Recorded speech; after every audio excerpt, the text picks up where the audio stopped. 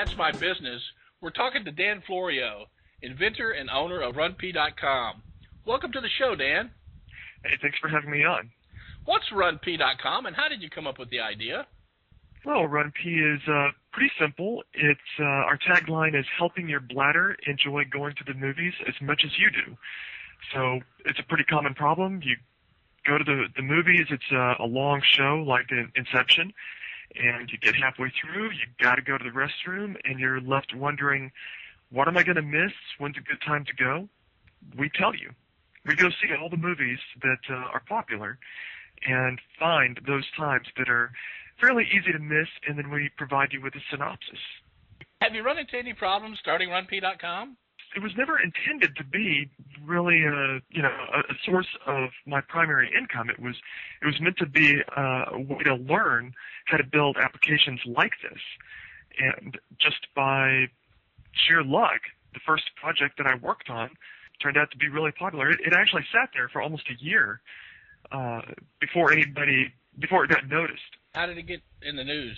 Actually, I did something really simple. I called Leo Laporte, who does the Tech Guy on Tech TV, and mentioned it to him. Somebody listening and picked it up here, and Dave Barry and NPR, and it flowed through there, and then it went all over the globe. You didn't really start making any money until you developed that phone app, right?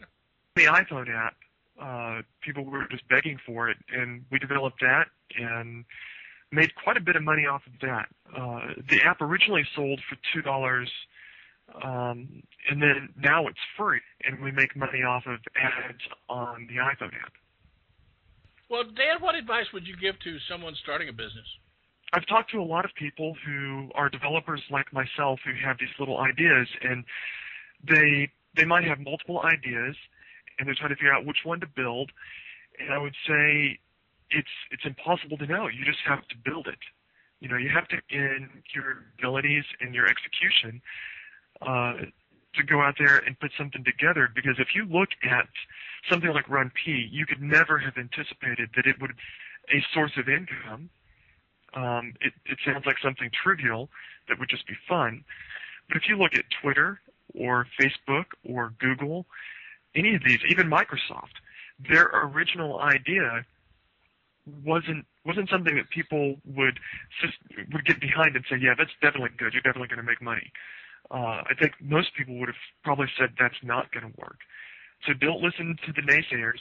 Have faith, build it, and try to get it where it can be. Well, thanks, Dan, for talking with us today on That's My Business. Oh, I appreciate it. Thanks for having me.